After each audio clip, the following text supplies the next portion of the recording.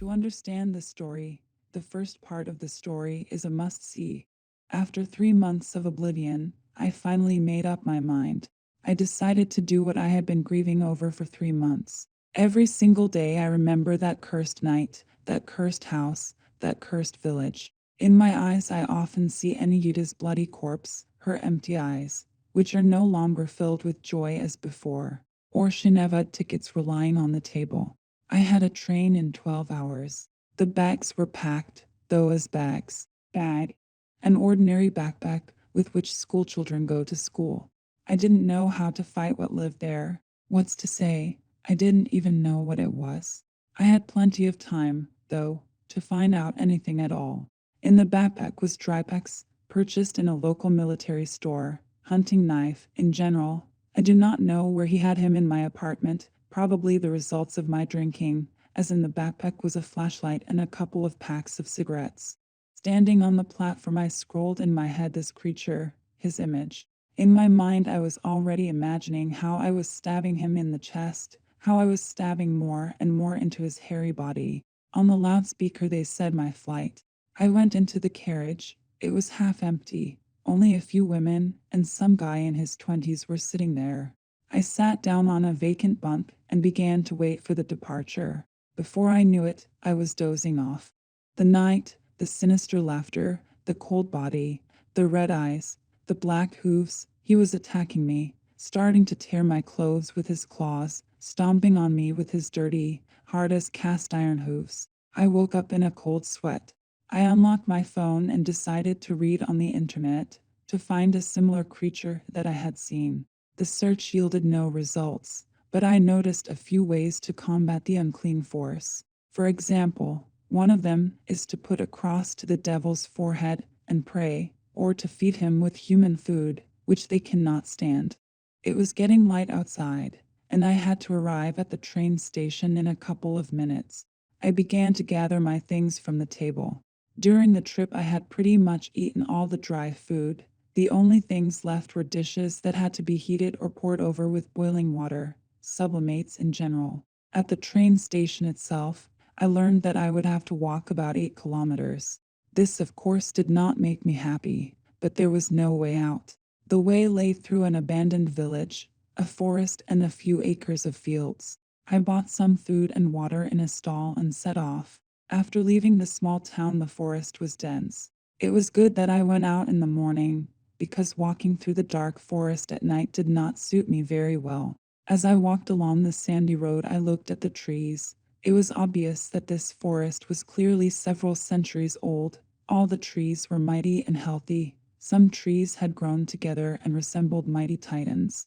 By the time I was on my way to the village, it was starting to get dark.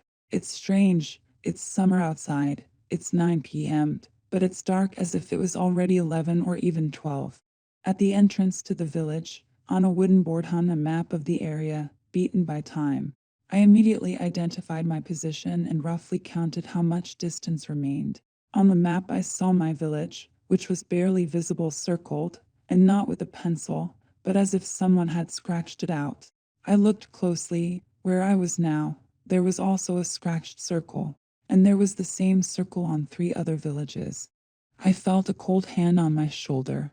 I turned around sharply and was about to strike my fist, but I stopped in time. Behind me stood an old grandfather, with a decrepit face and a stick. "You lost your way, didn't you?" "No, I'm going to the next village." "What are you doing here?" I wondered. "I live here. Everybody's dead, but I live here," grinned the grandfather. "I thought everything here was abandoned." "Everything, but not everything. I've been here a long time. I know everything, but you know." With a smile on his face, the grandfather said.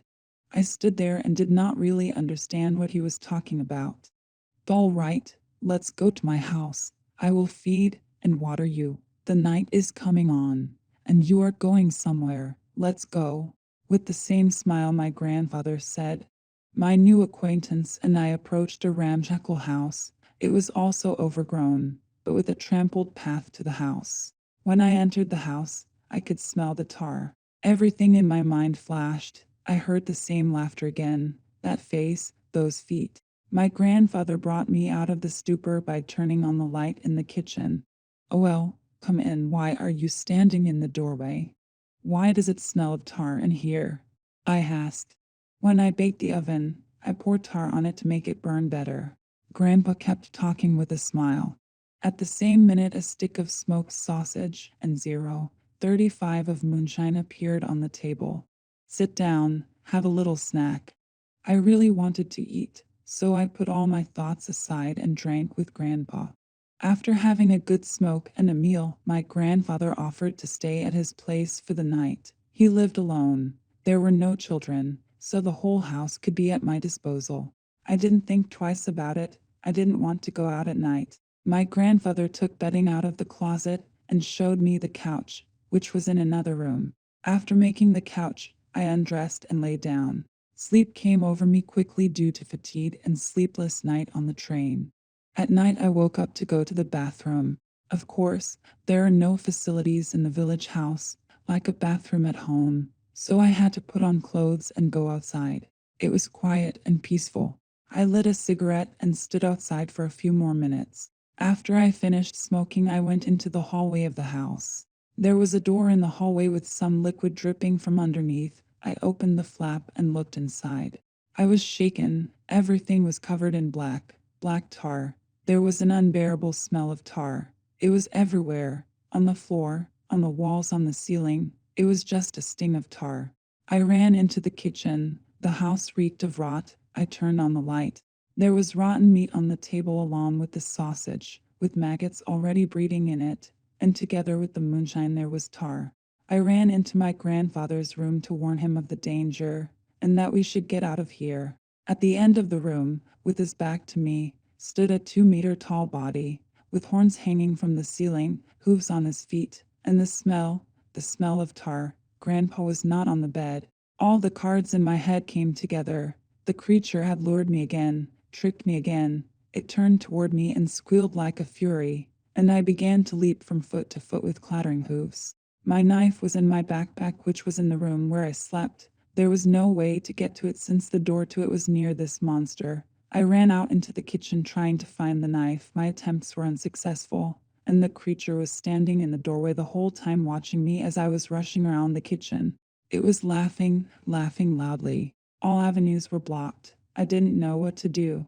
There was only one way out: jump out the window. I wrapped my arms around it and was about to jump when I saw that instead of glass, the window frame had been boarded up, and from the look of the boards, it had been a long time. Could this be it? Would I never get revenge for Anya? At least we would be together.